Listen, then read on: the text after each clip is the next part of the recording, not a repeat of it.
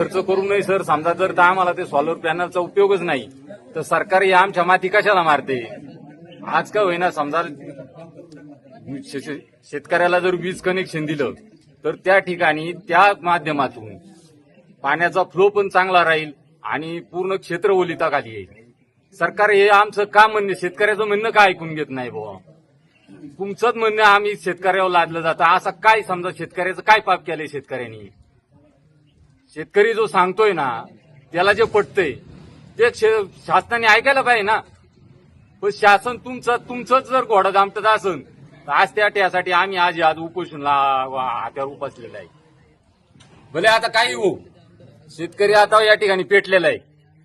आज या ठिकाणी सर्व ग्रामस्थ मंडळी जमा झालेली आणि तुम्ही बघताय तर पूर्ण गावातले ग्रामस्थ या ठिकाणी उपोषणाला बसलेले. भविष्यात आता समजा शासन त्या ठिकाणी काय निर्णय घेईल ते घेईल, पण आज आम्ही या ठिकाणी ठाम निर्णय केलेला आहे की आम्हाला काही झालं तर आम्हाला विजेचं कनेक्शन शासनाने द्यावा. त्यासाठी कोणत्याही स्वरूपाचं आंदोलन करायला तयार आहे.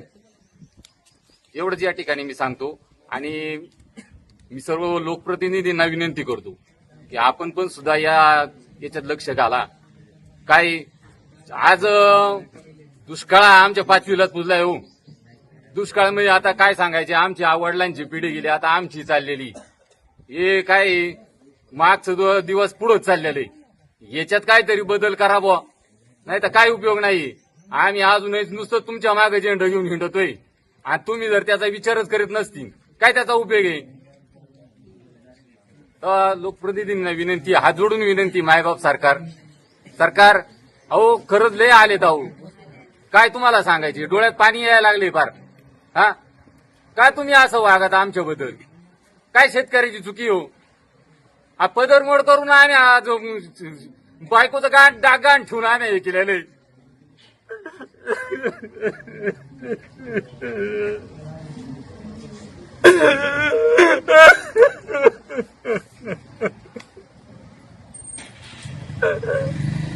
अहो का असं वागत तुम्ही, का वागत अहो. आमची पिकं धडाधड चढा काय फोटो घ्यायसाठी व्हिडिओ बनवायसाठी नाही. अहो हे अंतकरणातलं बोलले.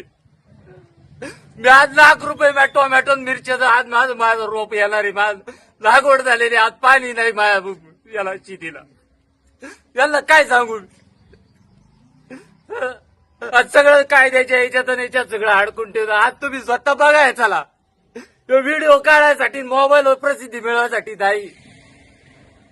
माझं आज शेती, माझं आज मला पाणी नाही. काय